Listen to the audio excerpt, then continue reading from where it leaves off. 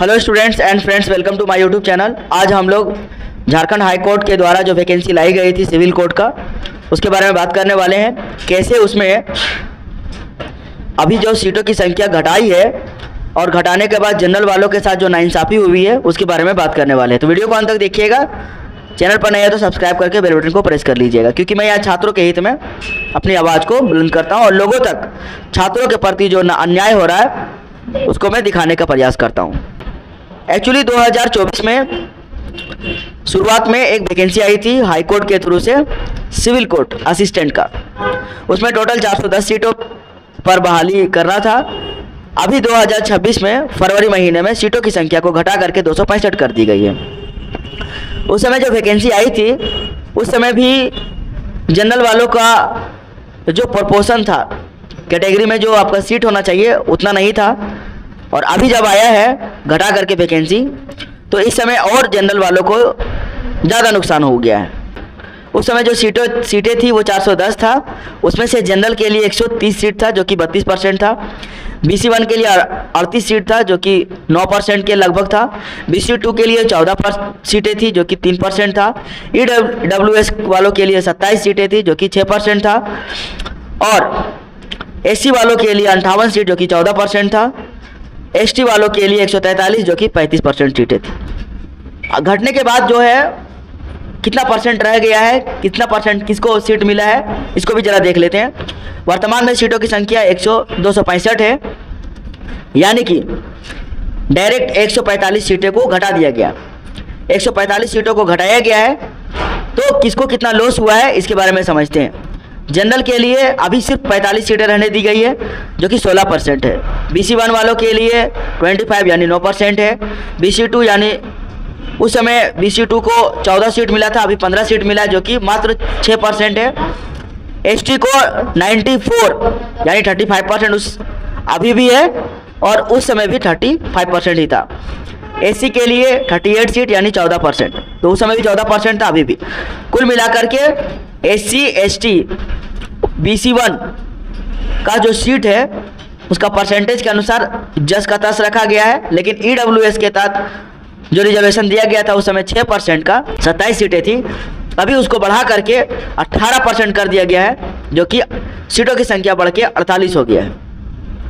और जनरल को उस समय जो रिजर्वेशन दिया गया था, यानी उसका कैटेगरी में जो सीट था वो था, रिजर्वेशन नहीं था, वो जनरल वालों के लिए जो सीट रखा गया था 32%, अभी घट के हो गया है मात्र 16%। और शुरू में जब वैकेंसी आई थी उसमें महिलाओं को हॉरिजॉन्टल रिजर्वेशन 14% मिला था, अभी मात्र 0% रिजर्वेशन है, यानी अभी कोई रिजर्वेशन नहीं दिया गया। मैं पूछना चाहता हूं कि पिछले 2 सालों में ऐसा क्या कारण हो गया कि आपने जनरल वालों के साथ इतना बड़ा धोखा कर दिया।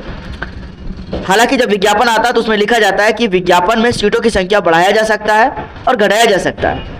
आने वाले दिनों में जब फाइनल लिस्ट आएगा तो उस समय सीटों की संख्या बढ़ा भी सकती है, घटा भी सकती है, ठीक है।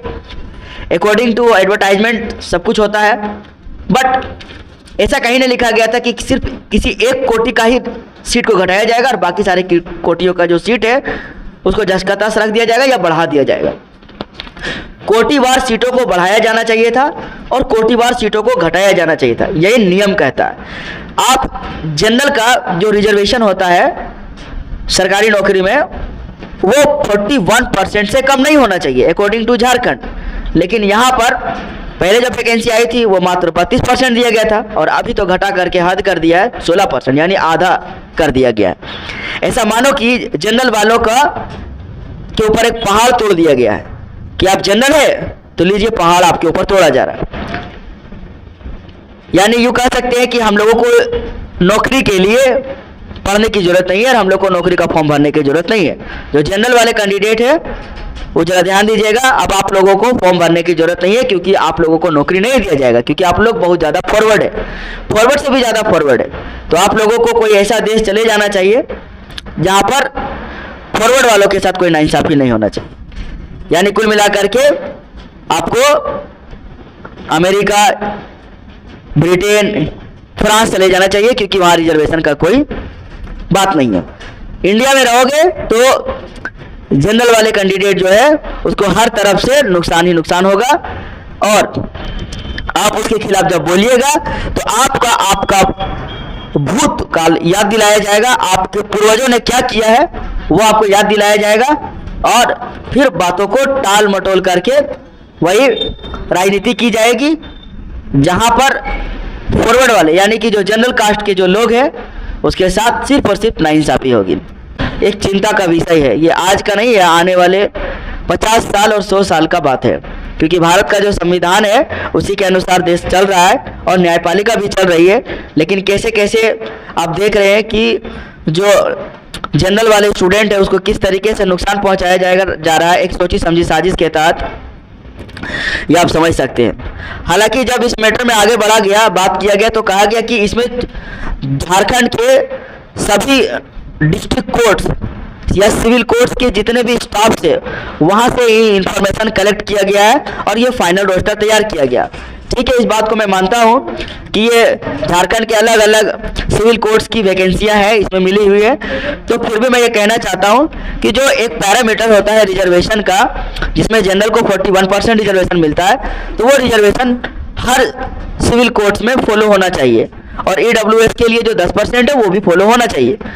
बाकी का जो रिजर्वेशन क्राइटेरिया है अकॉर्डिंग टू पैरामीटर, वो SC के लिए 28% है, SC के लिए 12% है, EWS वालों के लिए 10% है, BC1 के लिए 8% है, BC2 के लिए 6% है, और जनरल वालों के लिए बाकी 41% है। आप कुल जोड़ लीजिएगा तो आपका 100% सीट हो जाएगा। इसी पैरामीटर को फॉलो करना चाहिए। मिलेंगे नेक्स्ट वीडियो में, उसमें हम लोग कुछ और अपडेट के बारे में बात करेंगे। Thank you for watching.